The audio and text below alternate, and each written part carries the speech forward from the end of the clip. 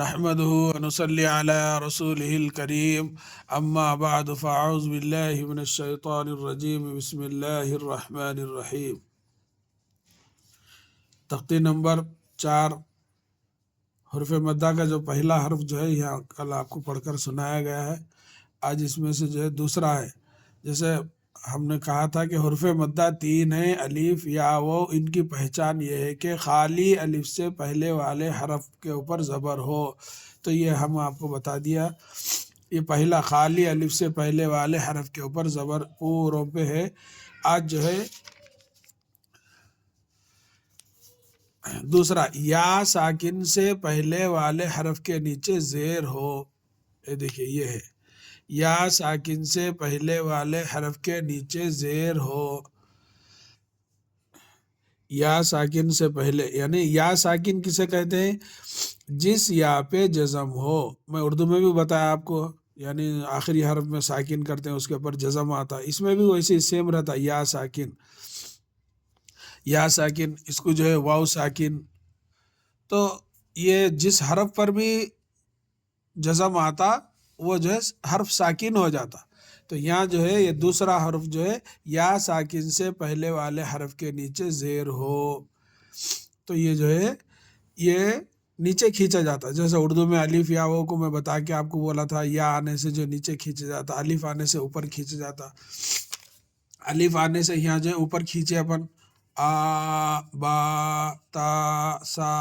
اب جو ہے یہ دوسرا جو ہے یا ساکن کا، اس کو جو ہے نیچے کھینچ کر پڑھیں گے۔ جیسے ای بی تی سی جی ہی خی دی زی ری زی سی شی سی زی طی۔ یہاں سے جو ہے تھوڑا ہجم کے ساتھ پڑھ کے سناتا۔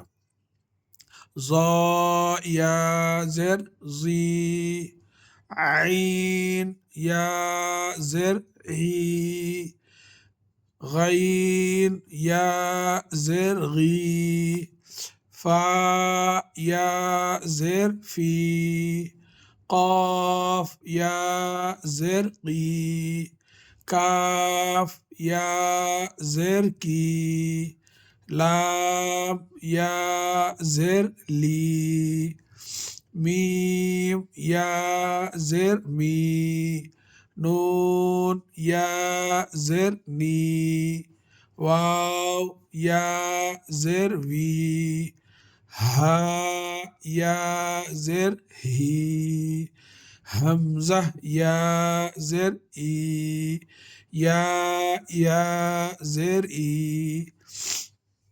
اس کی جو ضد ہے یہ ہے، دیکھیے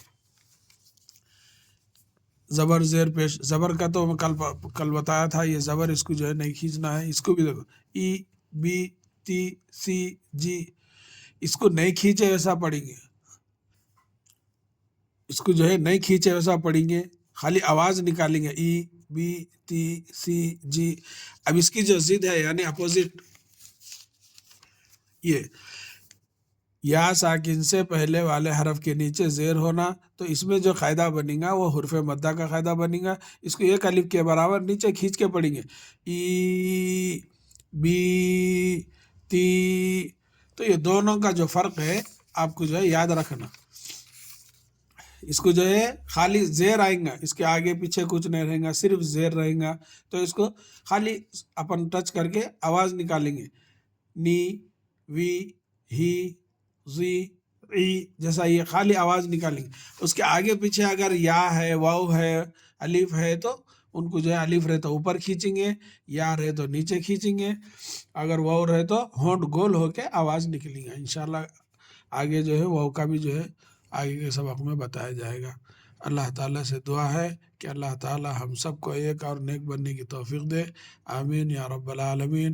السلام علیکم ورحمۃ اللہ وبرکاتہ۔